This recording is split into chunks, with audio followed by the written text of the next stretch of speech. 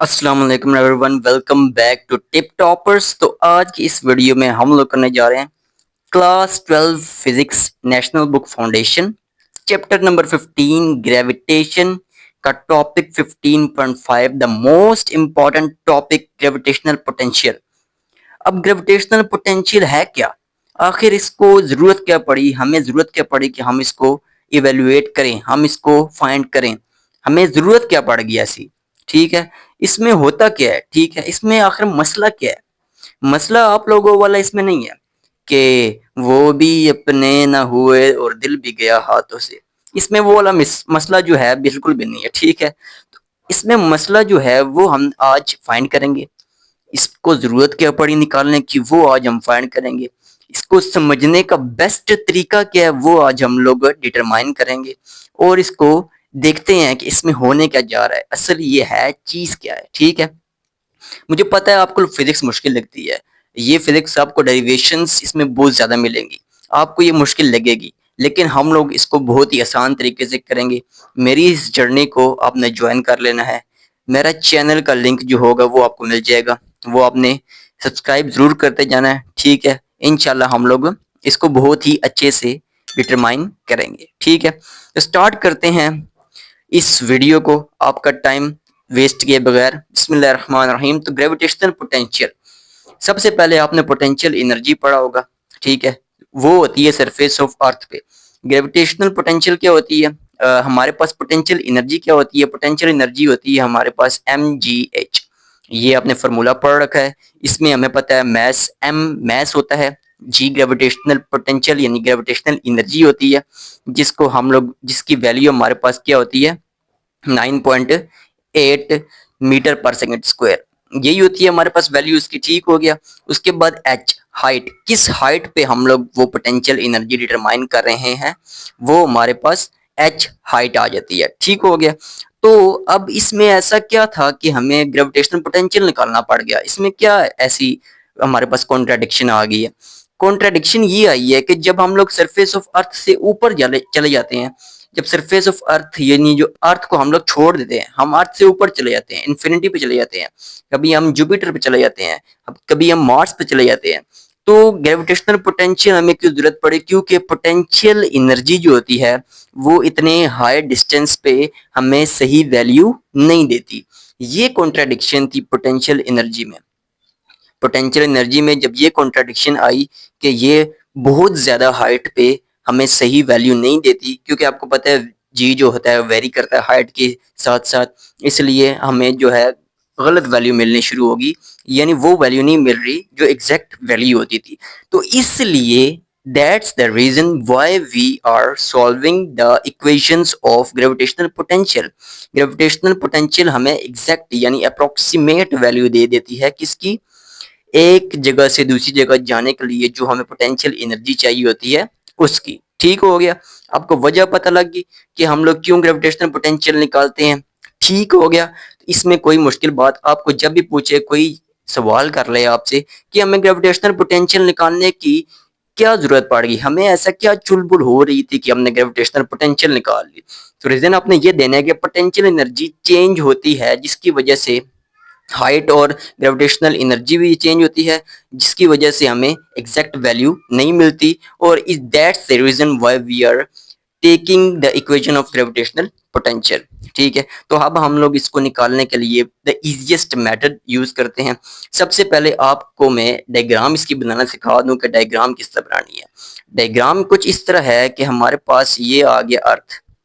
ठीक है, ये आ गया अर्थ। अब मेरी ड्राइंग सही अच्छी नहीं है, ठीक है, तो आप इसको अपने मुताबिक सही से बना लीजिएगा। ठीक हो गया, ये आ गया इसका सेंटर। अब सेंटर से जो ये वाली हाइट है ये हमारे पास कितनी है, ये हमारे पास आपको पता लग गया है कि हमने अर्थ बनाया है और अर्थ के सेंटर से हमने डिस्टेंस लिया है, तो आपको पता लग ही गया कि ये है हमारे पास रेडियस ऑफ अर्थ। ये क्या आ गया, रेडियस ऑफ अर्थ आ गया। ठीक हो गया, अब हमने अर्थ बनाया, जाहिर सी बात है अर्थ का अपना मैस है, अर्थ के अपने मैस को हम किससे डिनोट करते हैं, मैस ऑफ अर्थ, जिसको हम बोलते हैं एम ई। ठीक हो गया जी। तो अब इसकी डायग्राम किस तरह बनेगी, हमने पोटेंशियल एनर्जी निकालनी है हाईएस्ट पॉइंट्स पे। ठीक है, इसका मतलब है हम सेंटर से जा रहे हैं बहुत आगे से, हम सेंटर से जा रहे हैं इन्फिनिटी तक, तो हम लोग इसको नाम दे देते हैं कि ये पॉइंट जो है ये हमारे पास n है। ठीक है, हमें नाम नहीं पता, हमें इस पॉइंट का नंबर नहीं पता, क्योंकि हम लोग बहुत दूर जा रहे हैं, तो ये n हो जाएगा। तो इससे पीछे जब आएंगे, इससे नीचे वाला पॉइंट हमारे पास क्या होगा, इससे नीचे वाला पॉइंट हमारे पास हो जाएगा n-1, n में से एक निकालें तो इससे नीचे वाला पॉइंट आ जाएगा, तो n-1 हमारे पास ये पॉइंट हो गया। ठीक हो गया।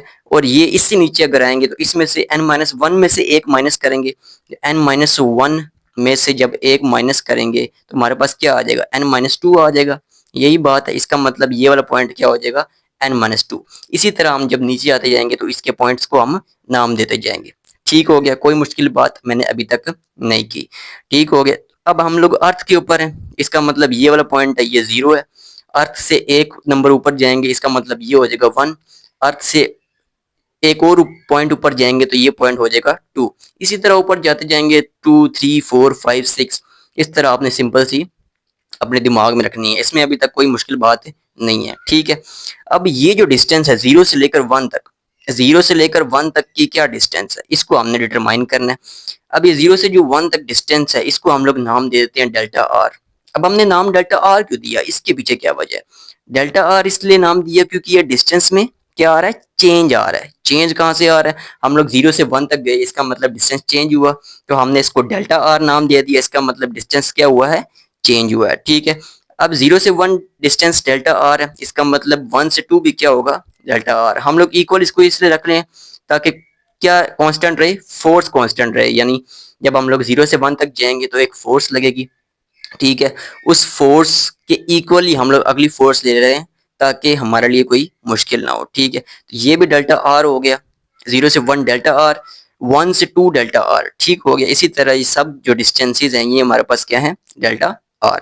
ठीक है। अब हमें जो सबसे ज्यादा ऊपर वाला पॉइंट था वो हमें नहीं पता था। आपको पता है हम लोग बहुत दूर जा रहे हैं, तो हम लोग इस पॉइंट को ले लेते हैं इन्फिनिटी तक, इसका मतलब हम लोग इसको ले लेते हैं इन्फिनिटी तक। ठीक हो गया, इतनी बात समझ में आ गई। उसके बाद क्या है, अब हमें पता है कि इसको जब हम लोग इस बॉडी को, यानी ये जो ऑब्जेक्ट है, ये एक ऑब्जेक्ट है, इसका मैस m है, स्मॉल m, इसका मैस ले लें, इसका मैस m है, इसको हमने मूव किया 0 से 1 तक, 0 से 1 तक मूव किए, फोर्स लगेगी, डिस्टेंस भी कवर होगा। इसका मतलब ये क्या, हमने क्या किया है, वर्क डन किया है। क्या किया है, वर्क डन। तो वर्क डन क्या किया है, हम लोग 0 से कहां पर गए हैं, 1 पे गए हैं, इसका मतलब ये 1 पे गए हैं तो इसका W1 हो जाएगा। ठीक हो गया। जब हम 1 से गए हैं 2 पे, इस और वर्क डन हुआ होगा, उसको हमने नाम दे दिया 2। इसी तरह हम लोग राइट करते जाएंगे, लिखते जाएंगे W2, W3, W4, यानी जब 1 पे जाएंगे तो W1 हो जाएगा, 2 पे जाएंगे W2 हो जाएगा, 3 पे जाएंगे W3 हो जाएगा। इसी तरह हमने लिखना है। और ये हमारे पास क्या आ जाएगा, n-1 से हम लोग कहां पर जा रहे हैं, n-2 पे, तो ये क्या हो जाएगा, Wn-1 हो जाएगा। क्यों, क्योंकि हम लोग कहाँ गए हैं, n-2 से n-1 पे गए हैं, जहां पर जाना है वो वाला बेस लिखनी है। ठीक है, n-1 पे गए हैं तो Wn-1 लिख दिया।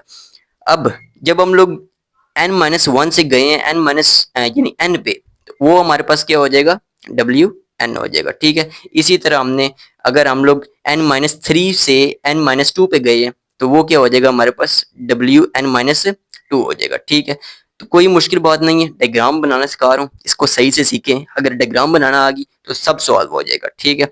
अब डिस्टेंस हमने लिखना है, ये लाइन में एक लंबी सी कर्व लगा देता हूँ ताकि हमारे लिए आसानी हो जाए डिस्टेंस लिखने के लिए। ठीक हो गया।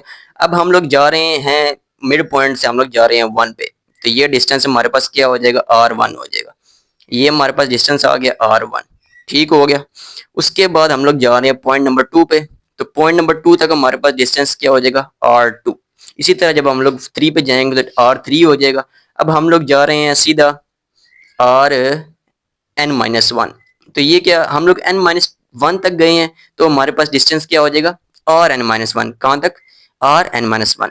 जब हम लोग n-1 पे गए हैं तो क्या हो जाएगा, Rn-1। ठीक हो गया। जब हम लोग n तक जाएंगे, n तक हमारे पास डिस्टेंस क्या हो जाएगा, Rn। ठीक हो गया जी, बहुत ही इजी है, कोई मुश्किल बात अभी तक मैंने नहीं की। जो जो मुश्किल लगे कमेंट सेक्शन अवेलेबल है, जरूर पूछें, मैं आपको जरूर बताऊंगा। ठीक हो गया, कोई मुश्किल बात नहीं है, बहुत ही इजी है, इम्पोर्टेंट है, इसको जरूर समझिए आप। ठीक है। अब ये तो सारा वर्क डन है, इनको हम लोग ऐड करेंगे तो हमारे पास क्या आ जाएगा, जो सारे जो वर्क डन है इनको ऐड करने से हमारे पास क्या आ जाएगा, डब्ल्यू एन आ जाएगा। इसका मतलब वो टोटल वर्क होगा, तो हमारे पास टोटल वर्क क्या होता है, डब्ल्यू नेट हो जाएगा। इसका मतलब ये पूरा जो वर्क है यहाँ से लेकर यहाँ तक ये क्या होगा, डब्ल्यू होगा। ठीक है, खाली डब्ल्यू, नेट है आप साथ में नेट लिख दें। नेट वर्क, टोटल वर्क आपको पता है टोटल वर्क कब आता है, जब हम सारे वर्क्स को क्या करते हैं, ऐड करते हैं। ठीक हो गया, तो ये हमारे पास हो गया टोटल वर्क। तो ये डायग्राम आपने बनाना सीख लिया, इसमें कोई मुश्किल बात नहीं थी। अगर मुश्किल लगी हो तो जरूर पूछें। ठीक है, अब हम लोग चलते हैं अपनी दूसरी बात की तरफ कि हमारे पास अगली बात इसमें है क्या, हमने इस डायग्राम को क्यों बनाया। हमने डायग्राम को बनाया ताकि हमारे लिए कैलकुलेशन क्या हो जाए, आसान हो जाए। अब क्या करना है, सिंपली आपने यहाँ पर लिखना है कि we are having a mass, we are having a body.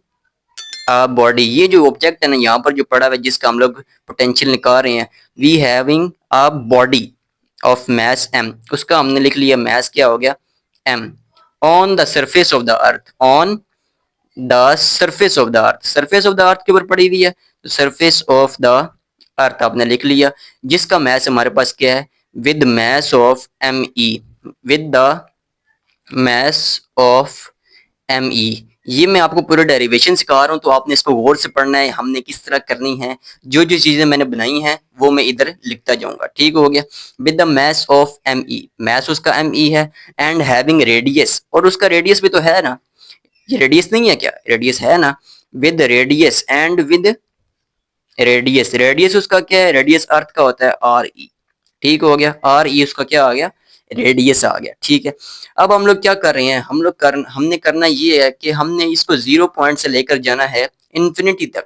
हमने उसको लेके जाना है, पहले तो हम लोग इन्फिनिटी के लिए नहीं डिटरमाइन करेंगे, एन के लिए निकालेंगे, उसके बाद हम लोग इन्फिनिटी पे चले जाएंगे। ठीक हो गया, तो जब हम लोग 1 से लेकर एन तक जाएंगे तो हम लोग डिस्प्लेस करेंगे।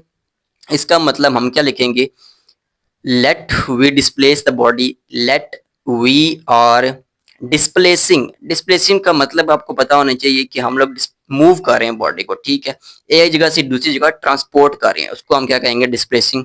We are displacing the body, we are displacing the body of mass M, of mass M from, from कहाँ से हम लोग जा रहे हैं, पॉइंट नंबर 1 से लेकर पॉइंट नंबर एन तक। ठीक है, तो हम लोग लिख लेंगे फ्रॉम 1 टू एन।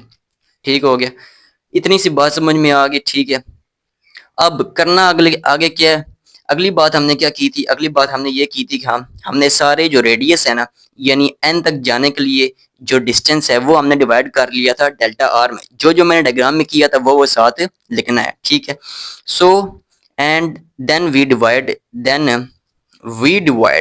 हम डिवाइड कर रहे हैं तो वी डिवाइड लिख देना है, वी डिवाइड द डिस्टेंस। कौन सा डिस्टेंस है जी, डिस्टेंस ये वाला है, यहाँ रेडियस से लेकर हम लोग एन तक जा रहे थे, 1 तक जा रहे थे, 2 तक जा रहे थे, वो डिस्टेंस है। ठीक है, distance into small distances, into small distances में डिवाइड करें, वो क्या थे, डेल्टा आर। ठीक हो गया, डेल्टा आर में हमने सारों को डिवाइड कर दिया था। उसके बाद हमने ये काम क्यों किया था, मैंने क्या बताया था, ये काम हम क्यों कर रहे हैं, ताकि जो फोर्स है वो कांस्टेंट रहे। जब डिस्टेंस कांस्टेंट रहेगा, हम सपोज करें हम लोग यहाँ से, ये पॉइंट 1 है, यहाँ से जा रहे हैं यहाँ पर। ठीक है, अब हमने यहाँ से यहाँ तक जो फोर्स लगाई है, ये हम लाइन लगा लेते हैं। ठीक है, यहाँ से यहाँ तक जो फोर्स लगाई है, अगर हम इतना ही डिस्टेंस दोबारा मूव करें तो कितनी फोर्स लगेगी, उतनी फोर्स लगेगी।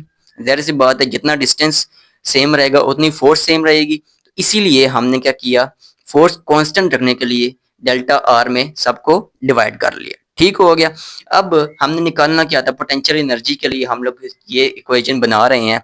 पोटेंशियल एनर्जी निकालने के लिए हमने क्या बोला था कि हम लोग क्या कर रहे हैं, वर्क डन कर रहे हैं। ये देखें, ये वर्क इसीलिए पहले डायग्राम इसलिए बनाई है ताकि सब समझ आ जाए। तो हमें पता है एक प्रिंसिपल, वो प्रिंसिपल क्या था, हमने फर्स्ट ईयर में फिजिक्स की बुक में पढ़ा है, the principle of potential energy and work done. ठीक है, हमें पता है कि work done is equals to, जो डब्ल्यू नेट होता है, वर्क डन हमारे पास होता है, वो किसके इक्वल होता है, delta potential energy. Delta potential energy का क्या मतलब है, इसका मतलब ये है change in potential energy. Change in potential energy का क्या मतलब है? पहले हमें पता है पहले वर्क पोटेंशियल एनर्जी क्या होती थी, जीरो होती थी। पहले जीरो होती थी, जीरो से हम लोग कुछ वर्क करते थे और हमारे पास कुछ कुछ ना कुछ वो पोटेंशियल एनर्जी बन जाती थी। ठीक हो गया, उसको हम पीई नाम दे देते हैं। ठीक है, तो इसको जीरो से हम पोटेंशियल एनर्जी पे गए हैं। टोटल वर्क जो हमने किया है वो किसके इक्वल आ गया, जीरो से लेकर पोटेंशियल एनर्जी तक। इसका मतलब खाली हमारे पास वर्क डन क्या आएगा, ये फाइनल होता है, फाइनल माइनस इनिशियल होता है। ठीक है, तो पोटेंशियल एनर्जी माइनस जीरो क्या हो जाएगा, पोटेंशियल एनर्जी आ जाएगी। इसका मतलब हमारे पास क्या, टोटल वर्क डन हमने डन किया है वो सारा किस में कन्वर्ट हो गया, पोटेंशियल एनर्जी में। ठीक हो गया, इतनी सी बात समझ में आ गई। इसको हम लोग नाम दे देते हैं इक्वेशन नंबर 1। ठीक हो गया, साथ साथ इक्वेशंस को नाम दे दे जाए, जो जो मेन इक्वेशन आपने बनानी है उसको साथ साथ नाम दे दे जाए। ठीक है, अब हम लोग क्या कर रहे थे, हम लोग कर रहे ये रहते कि हम लोग जा रहे थे जीरो पॉइंट से आगे जा रहे थे। ठीक है, तो हमें पता है कि जो टोटल वर्क है हमने कहां पर जाना है, 1 से लेकर n तक जाना है। क्या पर जाना है, 1 से लेकर, आपने जो जो लिखा हुआ है ना उसी को आपने लेकर चलना है। 1 से लेकर n तक जाना है, इसका मतलब 1 से लेकर n तक जाने में हमने क्या करना है, वर्क करना है। अब 1 से जो n तक वर्क था उसको हमने क्या नाम दिया था, w नेट। ठीक हो गया, तो हम लोग क्या करेंगे, हमें पता लग गया है कि जो टोटल वर्क है वो हमारे पास क्या है, w नेट। w नेट हमारे पास टोटल वर्क है, और हमने ये बताया था w नेट किससे आएगा, टोटल वर्क किससे आएगा, जब हम सारे वर्क डन्स को क्या कर देंगे, ऐड कर देंगे। तो आपने सिंपली यहाँ पर लिख देना है, सारों को ऐड कर देना है। W आखिर सेकंड लास्ट हमारे पास क्या था, WN-1, n-1 लिख दिया, और लास्ट क्या था, WN लिख दिया। ये हमारे पास आ गया टोटल वर्क जो हमने किया क्या करने में, बॉडी को पॉइंट नंबर 1 से लेकर पॉइंट नंबर n तक मूव करने के लिए जो वर्क हमने किया वो क्या है, W1 से लेकर WN तक, जिसको हम क्या बोलते हैं, टोटल नेटवर्क। सही हो गया, टोटल नेटवर्क डन। ठीक हो गया, अब हमने क्या करना है, अब हमने वर्क डन निकालने हैं, सीधी सी बात है, ये निकालेंगे, इन सारे की वैल्यूज निकालेंगे, फिर इस इक्वेशन के अंदर पुट करेंगे, फिर इधर पोटेंशियल एनर्जी आएगी। ठीक हो गया, तो हमने सिंपली अब वर्क डन निकालने हैं। तो द वर्क डन सबसे पहले आपने लिखना है, the work done in moving from, अब हम लोग सबसे पहला W1 निकाल रहे हैं। W1 निकालने के लिए मैंने क्या बताया था, हम लोग 0 से 1 में जब मूव करेंगे तो W1 आ जाएगा। आपने सिंपली उसको अपने फॉर्म में यानी अपने अल्फाज में लिख देना, in moving from point number 0 to 1, 0 से 1 तक हम मूव कर रहे हैं, तो हमने क्या निकालना है, उसका वर्क डन निकालना है। ठीक हो गया, तो सिंपली आपने लिखना है W1 हमारे पास क्या आ जाएगा, W1 हमारे पास आएगा F एवरेज, W यानी वर्क डन का आपको पता है ना क्या फॉर्मूला होता है, F इंटू डी होता है। तो F हमारे पास एवरेज, अब मैं एवरेज क्यों लगा रहा हूँ ये भी आपको बताता हूँ, in dot are, F dot D आपको पता है, आपने पढ़ा है। अब हमारे पास डिस्टेंस जो है वो डेल्टा आर है, तो हमने डी की जगह पे डेल्टा आर लगा दिया, डॉट के पीछे हमने एफ एवरेज लगा दिया। अब एफ एवरेज क्यों लगाया, क्योंकि हमें एग्जैक्ट फोर्स तो नहीं ना पता, एग्जैक्ट फोर्स इसकी हमें नहीं पता। पहले 0 थी, 0 से फिर फोर्स हम जब 1 पे जाएंगे तब फोर्स और हो जाएगी, जब हम 2 पे जाएंगे फोर्स और हो जाएगी। तो इस तरह जो है हमारे पास फोर्स डिफरेंट हो गए, तो हमने एफ एवरेज का इस्तेमाल किया क्योंकि हमें फोर्स का नहीं पता था। अब आपको पता है डॉट जब भी होता है यानी स्केलर प्रोडक्ट जब भी होता है, तो हमारे पास क्या कौन सा एंगल यूज होता है, हमारे पास एंगल यूज होता है कॉज ऑफ थीटा वाला। तो एफ एवरेज इसको हम पहले लिख लेते हैं डेल्टा आर, हमने डॉट खत्म करना है तो जाहिर सी बात है कॉज ऑफ थीटा लगाना पड़ेगा। ठीक हो गया, अब कॉज ऑफ थीटा क्यों लगाया है, जब भी आपको मैंने बताया है कि कॉज ऑफ थीटा कब लगता है, जब हमारे पास स्केलर प्रोडक्ट डॉट प्रोडक्ट हो। ठीक हो गया, अब आपको पता है इनके दरमियान में एंगल तो कोई है नहीं, ये सीधी सीधी लाइन है। आपको पता है जब सीधी लाइन हो, हमारे पास स्ट्रेट लाइन हो, उसके ऊपर एंगल क्या होता है, एंगल होता है 180 डिग्री। यही बात है, सीधी लाइन जब भी हो तो एंगल क्या होता है, पाई होता है, जिसको हम क्या कहते हैं 180 डिग्री। इसका मतलब थीटा की जगह हम लोग क्या यूज करेंगे, 180 डिग्री। तो cos of theta which is equals to cos of 180 degree, तो ये हमारे पास क्या आ जाएगा, -1। कॉज ऑफ 180 हमारे पास क्या होता है, -1 होता है। ठीक हो गया, तो हमने सिंपली इस कॉज ऑफ थीटा को इस इक्वेशन में पुट कर देना है, तो हमारे पास क्या आ जाएगा, वर्क आ जाएगा W1 is equals to negative, ये सिंपली हम लोग पूरा स्टेप कर लेते हैं, एफ एवरेज आ गया, साथ में क्या आ जाएगा, डेल्टा आर आ जाएगा, कॉस थीटा की जगह हमने पुट कर लिया -1। तो ये it implies to W1 is equal to negative का साइन आ जाएगा, नेगेटिव का साइन पहले आ जाएगा, साथ में F average into delta R. ठीक हो गया, कोई मुश्किल बात अभी तक नहीं हुई हमसे। अब हम लोगों ने इसके अंदर ज़ाहिर सी बात है डेल्टा आर हमें पता होना चाहिए, एफ एवरेज भी पता होगा, तभी तो हम इसकी वैल्यूज पुट करेंगे। इसकी वैल्यूज पुट करेंगे, W1 आएगा, उसी तरह W2 आएगा, उसको हम लोग इसमें पुट करेंगे, W नेट बनेगा, उसको हम लोग इस इक्वेशन में उसको हम लोग इक्वेशन नंबर 1 में पुट करेंगे तो सारी वैल्यूज हमारे पास आएंगी, तभी तो हमारे पास पोटेंशियल पता लगेगा कि होता क्या है असल में। ठीक हो गया, तो हम लोग सिंपली अब एफ एवरेज की वैल्यू निकाल लेते हैं। एफ एवरेज की वैल्यू किस तरह निकालेंगे, हम अभी पीछे इसी चैप्टर में पढ़ के आए हैं। हमारे पास जो इसका पहला डेरिवेशन थी वो किसके बारे में थी, Newton's law of universal gravitation. उससे हमें क्या पता लगा था, उससे हमें ये पता लगा था कि जो हमारे पास फोर्स होती है, आपने सिंपली यहाँ पर अपने वर्ड्स में लिख लेना है, from the Newton's law of universal gravitation. में डॉट्स में लिख रहा हूँ, आपका टाइम सेव हो जाएगा, आपको पता ही है ये क्या होता है। उससे हमें पता ये लगा था कि एफ फोर्स हमारे पास किसके इक्वल होती है, G m1 m2 divided by R का स्क्वायर। ठीक है, ये न्यूटन लॉ होता है। अब हमने इसको इसके मुताबिक करना है, जो चीज हम लोग फाइंड कर रहे हैं उसके मुताबिक करना है। ठीक हो गया, इसका मतलब हम लोग क्या फाइंड कर रहे हैं, एफ एवरेज फाइंड कर रहे हैं, तो आपने एफ एवरेज लिख देना है। उसके बाद जी की वैल्यू तो हर जगह कांस्टेंट रहती है, जी इसी तरह आ जाएगा। m1 बॉडी नंबर 1 हमारे पास क्या है, अर्थ है, तो हमने लिख देना है मैस me। ठीक हो गया, और m2 दूसरी बॉडी क्या है, वो है हमारे पास जो अर्थ के ऊपर प्लेस की है हमने, उसका मैस हमने क्या किया था, उसको हमने क्या नाम दिया था, वो दिया था m, तो हमने सिंपली लिख देना है m।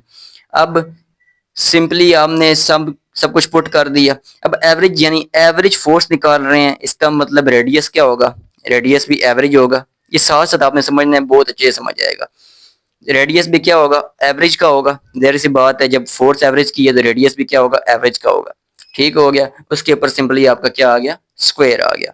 अब हमें रेडियस ऑफ एवरेज की वैल्यू भी नहीं पता, क्या करें, अब इसको फाइंड करना है, फिर उसके अंदर पुट करना है। तो इसका मैं शॉर्ट तरीका आपको बताता हूँ कि ये किस तरह होगा।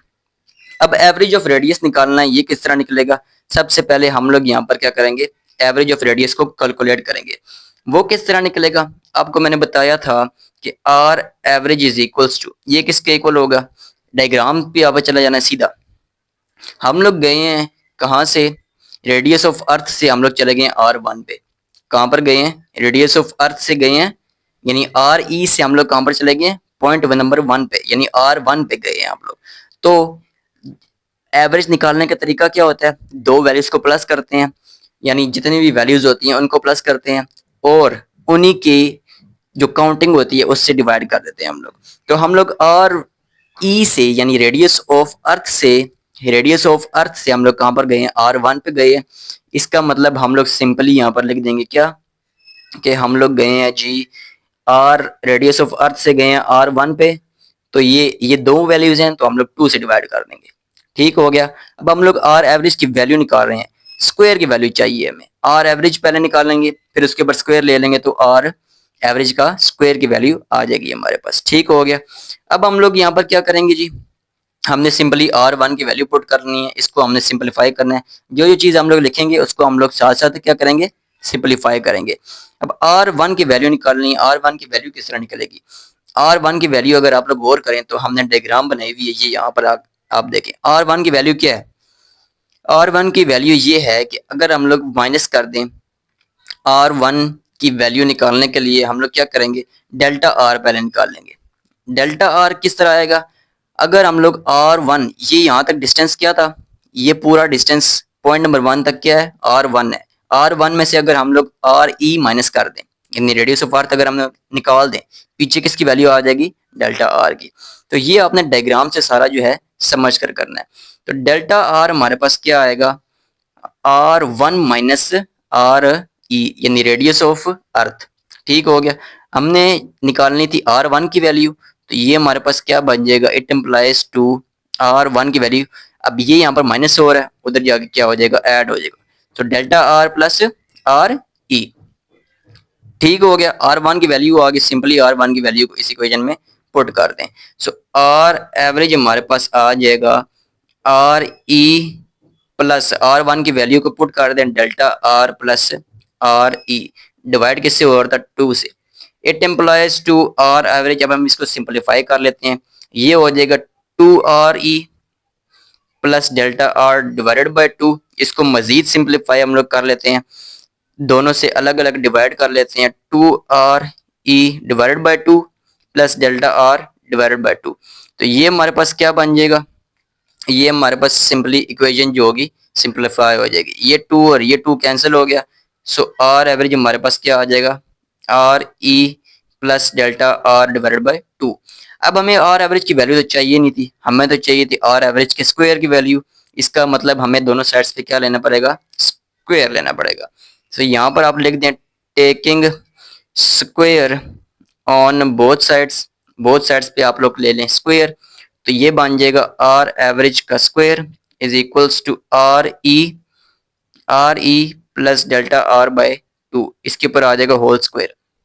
अब जिन्होंने मैथ्स के स्टूडेंट है उन्हें तो इसका फॉर्मूला पता होगा, फॉर्मूला में यहाँ पर लिख देता हूँ। वो फॉर्मूला हमारे पास होता है a प्लस बी का whole square is equals to A square plus B square plus 2ab। ये हमारे पास होता है a plus B whole square का फॉर्मूला। ठीक हो गया। तो आर एवरेज हमारे पास क्या आ जाएगा, आर एवरेज का स्क्वायर इज इक्वल्स टू ए का स्क्वायर, ए हमारे पास क्या है आर ई, इसका स्क्वायर प्लस बी का स्क्वायर डेल्टा आर बाय 2, ये आ गया इसका होल का स्क्वायर। ठीक है, प्लस 2a हमारे पास क्या है आर ई, और b हमारे पास क्या है डेल्टा आर बाय 2। सिंपली हमने क्या कर दिया, फॉर्मूला ओपन कर दिया। ठीक है, अब इसी फॉर्मूले को हम लोग सिंपलीफाई कर देंगे। अब सिंपलीफाई तो करेंगे भाई, लेकिन हमने तो ये बात की थी कि आर ई यानी डेल्टा आर जो है वो छोटा सा डिस्टेंस है। ये देखें यहाँ पर डेल्टा आर जो है हमने क्या किया था, छोटा सा डिस्टेंस ले लिया था। ठीक है, तो आर अगर डेल्टा आर अगर छोटा है उसके ऊपर अगर हम लोग स्क्वायर लेंगे फिर तो वो और ही छोटा हो जाएगा। यही बात है ना, अगर आप लोग 0.1 के ऊपर स्क्वायर लेंगे तो ये हमारे पास क्या बन जाएगा, 0.01 बन जाएगा। यही बात है, और छोटा हो जाएगा। तो अगर और छोटा हो जाएगा तो वो कैलकुलेशन के ऊपर क्या ही असर करेगा। तो हम लोग क्या करेंगे, डेल्टा आर स्क्वायर यानी जो स्क्वायर वाली वैल्यू होगी उसको हम क्या कर देंगे, निगलेक्ट कर देंगे। अब आप देखें डेल्टा आर की वैल्यू छोटी है और उसको हम स्क्वायर ले रहे हैं और छोटी हो रही है, उसको हम 4 से डिवाइड भी करेंगे और छोटी हो जाएगी, तो उसने कोई असर तो करना नहीं है कैलकुलेशन के ऊपर, उसको हम क्या कर देंगे, निगलेक्ट कर देंगे। तो आपने यहाँ पर छोटी सी स्टेटमेंट लिख लेनी है, निगलेक्टिंग निगलेक्टिंग क्या, delta R square values, delta R square values. ठीक हो गया, वो आपने निगलेक्ट कर देनी है। पीछे क्या रह जाएगा, आर ई का स्क्वायर रह जाएगा प्लस, अब आप यहाँ पर गौर करें कि ये भी 2 है ये भी 2 है, ये कैंसिल हो गया। पीछे हमारे पास क्या रह गया, are E into delta R. ठीक है, ये हमने वैल्यू निकाल ली सिंपल सी, किसकी, आर एवरेज के स्क्वायर की। अब हमें डेल्टा आर की वैल्यू भी पता है, हम इसको मजीद सिंपलीफाई कर लेते हैं, क्यों इतने रोले में पड़ रहे हैं। इसका मतलब हम लोग इसके अंदर क्या पुट कर देंगे, डेल्टा आर की वैल्यू, डेल्टा आर की वैल्यू क्या थी, R1 माइनस आर ई, ये लिखा था ना हमने, कहाँ पर लिखा था जी, ये यहाँ पर कहीं पर लिखा हुआ था, एक किधर गया, ये अभी मुझे मिल नहीं रहा। आपको मैंने बताया था डेल्टा आर की वैल्यू किस तरह निकलती है, डेल्टा आर की वैल्यू निकलती है R1 माइनस आर ई, तो हमारे पास क्या आता है डेल्टा आर। तो हम लोग उसको वहां पर लिख लेते हैं। ठीक है, पहले हम लोग यहाँ पर लिख लेते हैं ताकि आपको याद रहे। ये हमने लिखा हुआ है, फिर भी हम इसको दोबारा लिखते हैं, delta R is equals to R1 small r1 minus R E. ठीक हो गया, इसको हम लोग थोड़ा हाईलाइट कर लेते हैं, आगे भी ये हमारे काम आ सकता है।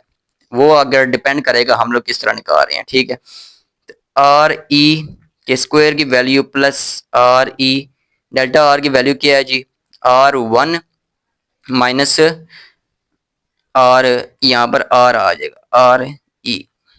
ठीक हो गया, जल्दी जल्दी कर रहा हूँ इसलिए थोड़ी मिस्टेक्स हो जाती हैं, लेकिन आपने आराम से इसको समझ लेना है। ठीक हो गया, तो ये बन जाएगा आर ई स्क्वायर प्लस ये इनके साथ मल्टीप्लाई हो जाएगा R1 माइनस ये दोनों मिलकर क्या हो जाएंगे, स्क्वायर हो जाएंगे। ये देखिए अब ये और ये कैंसिल हो गया, तो ये हमारे पास पूरी वैल्यू क्या होगी, सिंपलीफाई होके क्या बन गया, R1। और ये सारी मेहनत हमने आखिरकार करके क्या निकाल लिया, आर एवरेज के स्क्वायर की वैल्यू निकाल ली। ठीक है, यहाँ तक आप लोग देख लें, मैं अब नेक्स्ट पेज पर मूव करता हूँ। इसके साथ साथ आपने ये देख लेना है कि हमने आर एवरेज की वैल्यू किस तरह निकालनी है। ठीक है, समझ जो बात ना है, कमेंट सेक्शन अवेलेबल है, आपने जरूर क्वेश्चन कर लेना। ठीक है, आर एवरेज की स्क्वायर की वैल्यू हमने निकाल ली, इसी को हम लोग इधर पुट करेंगे। अब हमने आर एवरेज की वैल्यू क्यों निकाली थी? क्योंकि हमने एफ एवरेज के फॉर्मूले में उसमें पुट करनी थी। एफ एवरेज हमने फॉर्मूला क्या लिखा था? एफ एवरेज का फॉर्मूला हमने लिखा था G into mass of earth into small m divided by R average square. इसमें हमने पुट करनी थी, तो सिंपली आप इसमें वैल्यू पुट कर दें, G M E multiplied by M divided by R average का स्क्वायर। आर एवरेज के स्क्वायर की वैल्यू हमने क्या निकाली है? R E into R one, R E into R one. ठीक हो गया, ये हमने वैल्यू पुट कर दी। ठीक हो गया जी। अब एफ एवरेज की वैल्यू हमने क्यों निकाली थी? एफ एवरेज की वैल्यू हमने निकाली थी क्योंकि हमने उस इक्वेशन में पुट करना था जिसमें एफ एवरेज यूज हो रहा था। वो किस में यूज हो रहा था? ये इस इक्वेशन में यूज हो रहा था। इस इक्वेशन में हमने डेल्टा आर और किसकी वैल्यू पुट करनी है? एफ एवरेज की वैल्यू।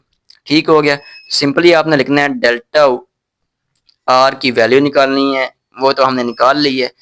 तो W1 हमारे पास क्या आ जाएगा? W1 हमारे पास आ जाएगा, एफ एवरेज की वैल्यू क्या आई है? G M E M divided by R E R one, और आगे डेल्टा आर की वैल्यू, डेल्टा आर की वैल्यू हमारे पास क्या आई है? वो आई है हमारे पास R one minus R E. ठीक हो गया। सिंपली हमने वैल्यूज निकाल ली है, वैल्यूज निकाल के हमने अपनी इक्वेशन में उसको क्या कर दिया? पुट कर दिया। ठीक हो गया। अब हम इसको मजीद सिंप्लीफाई करने के लिए क्या करेंगे? W1 is equal to G M E M, और इसको हम लोग डिवाइड कर देंगे किसके साथ? R one minus R E. इसको हम लोग डिवाइड कर देते हैं आर ई आर वन से। अब ये हमने क्यों किया? क्योंकि हम इसको सिंप्लीफाई करने की कोशिश कर रहे हैं, सादी इक्वेशन बना रहे हैं। तो हम लोग इसको it implies to W1 is equals to G M E M. अब ये इसके नीचे डिवाइड हो, ये इसके नीचे डिवाइड हो की बात है, हम पूरी ब्रैकेट लगा लेते हैं। ठीक है, पूरी अंडरलाइन कर लेते हैं ताकि आपको कोई शक ना रहे इसमें। तो अब जब हम लोग इसको मल्टीप्लाई हो रहा है, आपको पता है जब माइनस हो रहे हो और नीचे एक कॉमन चीज हो तो उसको हम लोग अलग अलग डिवाइड कर सकते हैं। R one divided by R E R one आ जाएगा, minus R E divided by R E R one आ जाएगा। ठीक हो गया। अब ये हमने क्यों किया? ताकि हम लोग इसको सिंप्लीफाई कर दें। तो आर वन क्या हो गया? कैंसिल। आर ई क्या हो गया? कैंसिल। तो सिंपली हमारे पास W1 क्या बन गया? W1 बन गया जी एम ई एम, और हमारे पास आ गया 1 divide by R E minus 1 divide by R one. ये हमारे पास आ गई वैल्यू, पूरी जो वैल्यू हमने W1 की निकालनी थी। अब W1 में हमारे पास माइनस का साइन भी था, तो आपने सिंपली माइनस साइन लगा देना। आप अगर शुरू से लगाते हैं तो वो आपके लिए ज़्यादा बेहतर होगा। मैंने एंड में लगा दिया तो इसमें कोई मुश्किल बात नहीं है, आप सारों पे लगा दें। ठीक है, तो आपके लिए कोई मुश्किल नहीं होगी, आपको याद रहेगा कि हमने क्या क्या करना है। ये हमने वैल्यू किस में पुट की है? W1 में। ठीक हो गया। अब W1 ये आ गया, हमें बाकी W तो डिटरमाइन करने की जरूरत नहीं है, हमें इसी से पता लग गया कि W2 की वैल्यू क्या आएगी, W3 की वैल्यू क्या आएगी। तो सिंपली हमने क्या कहना है? सिमिलरली हमने कहना है कि इसी तरह similarly W2 is equals to negative G M E. अब हमने W2 तो लिया है, इसमें क्या वैल्यू आएगी? इसमें जो डिनोमिनेटर में चीजें हैं उसमें क्या वैल्यू आएगी? वैल्यू वो वाली आएगी जो बेस में है। ठीक है, वो वाली वैल्यू जो बेस में है, यानी W1 1 बेस में था तो 1 बाद में आया है। ठीक है, 2 बेस में होगा 2 बाद में आएगा, 3 बेस में होगा 3 बाद में आएगा। ठीक हो गया। तो 1 by R two minus 1 by R, अब हम लोग 2 पे जा रहे थे, इसका मतलब 2 बाद में आएगा, तो 2 बाद में लिखना है और 1 पहले लिखना है। 2 बाद में लिखना है, बेस जो होगी बेस की वैल्यू बाद में लिखनी है, और बेस यानी 2 से पहले जो आएगा वो आपने पहले लिख देना है। 2 से पहले क्या आता है? 1 लिख आता है, तो आपने R1 लिख दिया। ठीक है, इसी तरह आपने लिख देना है, W3 पे लिख देना है। आपकी आसानी के लिए आपको बता रहा हूं कि जो वैल्यू 20 में आती है वो पहले नहीं आती, वो बाद में आती है। ठीक हो गया, और ये आ गई R3 बाद में आ गया। इसी तरह हम लोग अब Wn-1 और Wn की वैल्यू भी लिख देते हैं, क्योंकि हमने सबको ऐड करना था। Wn-1 लिख लिया तो यहाँ पर क्या आ गया, नेगेटिव G-M-E-M। मैंने क्या बताया, जो बेस में होता है वो बाद में आएगा। इसका मतलब इससे पहले क्या होता है, n-1 से पहले क्या होता है, n-2 होता है, -1/r n-1। ठीक हो गया। Wn की वैल्यू भी लिख दें, वो क्या होगा, नेगेटिव G-M-E-M। 1 के डिवाइड में क्या आएगा, n वाली वैल्यू बाद में आएगी, इसका मतलब n से पहले वाली वैल्यू पहले आएगी, n-1 आ जाएगा, -1/r n आ जाएगा। तो ये हमें सारे W's की वैल्यू पता लग गई, जो कि सबसे मुश्किल काम था निकालना, लेकिन बहुत ही आसानी से मैंने समझा दिया। आपने सिंपली क्या करना है, इसको अब अपनी मेन इक्वेशन में पुट करना है। वो क्या था, डब्ल्यू नेट में पुट करेंगे, उसके बाद इस इक्वेशन में पुट करेंगे तो हमारे पास वैल्यू आ जाएगी पोटेंशियल एनर्जी की। ठीक हो गया। अब सिंपली डब्ल्यू नेट आपने लिखना है और उस इक्वेशन में सब की वैल्यूज पुट कर देनी है। W1 क्या आया था, W1 आया था जी नेगेटिव G-M-E-M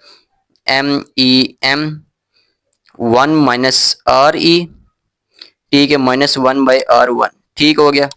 आगे प्लस तो हम लगा नहीं सकते क्योंकि माइनस है सबके साथ, तो माइनस आगे आपने W2 वाली वैल्यू पुट कर देनी है। W2 वाली वैल्यू क्या थी, G-M-E-M 1-R1 -1/R2। इसी तरह आप जब वैल्यूज पुट करते जाएंगे तो आखिर में हमारे पास वैल्यूज दो आखिर ही रह जाएंगी। आपने सिंपली जो भी आप सिंपली Wn की वैल्यू भी लास्ट में लिख देते हैं, लेकिन मैं आपको समझा रहा हूँ सही करके, इसलिए मुझे दोनों वैल्यूज लिखनी पड़ेंगी। Wn-1 की भी लिख लेता हूँ मैं यहाँ पर, वो आ गई -G-M-E-M 1-RN-2 -1/RN-1। और लास्ट में हमारे पास क्या वैल्यू थी, वो थी Wn की -G-M-E-M 1/RN-1 -1/RN। ये हमने सारी वैल्यूज लिख ली। अब इनमें हमें कॉमन क्या नजर आ रहा है, हमें कॉमन नजर आ रहा है -G-M-E-M, तो हमने इसको कॉमन निकाल लेना है। तो W नेट हमारे पास क्या आ जाएगा, नेगेटिव G-M-E-M, हमने ये कॉमन निकाल लिया। अब ये चीजें तो ब्रैकेट में है, इसका मतलब जब हम माइनस निकालेंगे कॉमन तो इसके ऊपर कोई फर्क नहीं पड़ेगा, तो आप सिंपली यही वैल्यूज ले जाएंगे पीछे। तो 1/RE -1/R1, बाहर क्या साइन हो जाएगा, पॉजिटिव का। क्यों पॉजिटिव का हो जाएगा, क्योंकि हमने क्या किया है, नेगेटिव को कॉमन निकाल लिया। ठीक हो, इसको मैं ब्रैकेट में लिख देता हूँ ताकि आपके लिए आसानी हो जाए। पॉजिटिव प्लस आगे कौन सी वैल्यू थी, आगे वैल्यू थी 1/R1 -1/R2। इसी तरह हम लोग वैल्यूज लिखते जाएंगे और लास्ट में हमारे पास क्या आ जाएगा, 1/RN-2 -1/RN-1। आगे क्या है, आगे प्लस का साइन आएगा क्योंकि माइनस कॉमन निकाल लिया हमने, प्लस और ये वाली वैल्यू लिख देनी है आपने, 1/RN-1 -1/RN, और ये हमने लगा दी स्क्वायर ब्रैकेट। ठीक हो गया, कोई मुश्किल बात। अब हम लोग आगे इसको क्या करेंगे, सिंपली आपको नजर आ रहा है माइनस है, ये प्लस है, ये माइनस है, इसके आगे प्लस वाली होगी, ये माइनस है, ये प्लस है, ये हो जाएंगी कैंसिल, इसके पीछे भी इसकी वैल्यू होगी और ये भी कैंसिल हो जाएगा आगे वाली वैल्यू से, और ये भी क्या हो जाएगा, कैंसिल। तो हमारे पास दो वैल्यूज रह गई हैं, कौन कौन सी, 1/RE वाली और -1/RN वाली। हमने उसको सिंपली लिख देना है -G-M-E-M। ठीक हो गया, ब्रैकेट में क्या आ जाएगा, 1/RE जो हमारे पास रेडियस ऑफ अर्थ होता है -1/RN। ये जो वैल्यू थी ये हमने निकाल ली है जिसकी हमें ज़रूरत थी। ठीक है, ये बहुत ही लंबी सी वैल्यू है, हमने निकाल ली है, बहुत ही लंबी कैलकुलेशन करके निकाल ली है आखिरकार। परेशान आपने नहीं होना, ठीक है, समझ के करेंगे तो ये बहुत ही आसान है। तो हमने ये वैल्यू निकाल लिया डब्ल्यू नेट की। अब डब्ल्यू नेट की वैल्यू हमें क्यों चाहिए थी, क्योंकि हमने उसको फर्स्ट इक्वेशन में पुट करना था। आपने सिंपली यहाँ पर लिख देना है, put this equation in equation number 1। ठीक है, आप नाम भी दे सकते हैं कि इसको इक्वेशन नंबर 3 बोल सकते हैं, और यहाँ पर लिख सकते हैं put equation number 3 in equation number 1। तो यहाँ पर हमारे पास पोटेंशियल एनर्जी की वैल्यू क्या आ जाएगी, नेगेटिव G-M-E-M 1/RE -1/RN। ठीक हो गया। ये आ गई हमारे पास वैल्यू पोटेंशियल एनर्जी की। अब हमने किया क्या था, हमने ये कैलकुलेशन की किस तरह, ये नेगेटिव वैल्यू आई क्यों है? नेगेटिव वैल्यू इसलिए आई है कि जो जो हम लोग 0 पॉइंट के करीब जाएंगे तो वैल्यू हमारे पास कम होती जाएगी। हमने अर्थ को क्या कंसीडर किया था? हमने अर्थ को कंसीडर किया था जीरो रेफरेंस। जीरो रेफरेंस इसलिए कंसीडर किया था ताकि हमारी जो कैलकुलेशन है वो आराम से हो जाए। अब आपको पता है जब हम लोग जीरो की तरफ जाएंगे तो वैल्यू कम होगी। जब वैल्यू कम होगी, फिजिक्स में हम लोग क्या करते हैं, जब भी वैल्यू कम हो रही होती है हम साथ नेगेटिव का साइन लगा देते हैं। तो इसीलिए ये नेगेटिव का साइन क्या इंडिकेट कर रहा है कि जब भी हम अर्थ की तरफ जाते जाएंगे तो हमारे पास पोटेंशियल एनर्जी क्या होती जाएगी, यानी ग्रेविटेशनल पोटेंशियल। अभी हम निकालेंगे, ये हमने खाली पोटेंशियल एनर्जी निकाली है, तो पोटेंशियल एनर्जी क्या होती जाएगी, कम होती जाएगी। अब ये तो आ गई हमारे पास आर एन के लिए वैल्यू। अगर हमने इन्फिनिटी के लिए वैल्यू निकालनी हो तो हम लोग आर एन को क्या ले लेंगे, क्या ले लेंगे, आर एन को ले लेंगे इन्फिनिटी। तो आर एन को हम लोग ले लेंगे इन्फिनिटी जब हमने क्या निकालनी हो, आर एन से आर इन्फिनिटी तक की वैल्यू निकालनी हो, उसको हम लोग क्या ले लेंगे, इन्फिनिटी ले लेंगे। ठीक हो गया। अब हमने ग्रेविटेशनल पोटेंशियल निकालना था, हमने पोटेंशियल एनर्जी निकाली है अभी खाली। पोटेंशियल एनर्जी को हम लोग दूसरी तरह किस से डोनेट करते हैं, यू से। तो हम लोग क्या पुट कर देंगे, U is equal to negative G M E M. तो यू हमारे पास किसको डिनोट करता है, पोटेंशियल एनर्जी को, जो हमने ग्रेविटेशनल पोटेंशियल निकालते हैं। आपको पता है, अपने केमिस्ट्री वाले जो स्टूडेंट्स होंगे उनको ही पता होगा कि यू से हम डोनेट करते हैं पोटेंशियल एनर्जी को। ठीक है, जो पोटेंशियल डिफरेंस होता है उसको भी हम यू से डिनोट करते हैं। तो यू हमने लिख लिया पोटेंशियल एनर्जी को डिनोट करने के लिए। और हम लोग जा कहाँ पर रहे हैं, इन्फिनिटी पर जा रहे हैं, हम लोग स्पेस को क्रॉस कर रहे हैं। तो 1/r एन की जगह हम लोग लिख लेंगे 1/r इन्फिनिटी, जिसको हमने इन्फिनिटी बोल दिया। ठीक हो गया। अब 1/इन्फिनिटी हम लोग जीरो के इक्वल रख लेंगे। ये किस तरह जीरो हो गया भाई, ये क्या हो रहा है, समझ में नहीं आ रही। अब इन्फिनिटी ये किस तरह हो गया, इन्फिनिटी को हमने जीरो किस तरह लिख दिया यार। आप गौर करो कि 1/10 हमने किया तो हमारे पास आंसर आ गया 0.1। 1/1000 जब हम लोग करेंगे, बड़ी वैल्यू से डिवाइड करेंगे, तो वो आ जाएगा 0.001।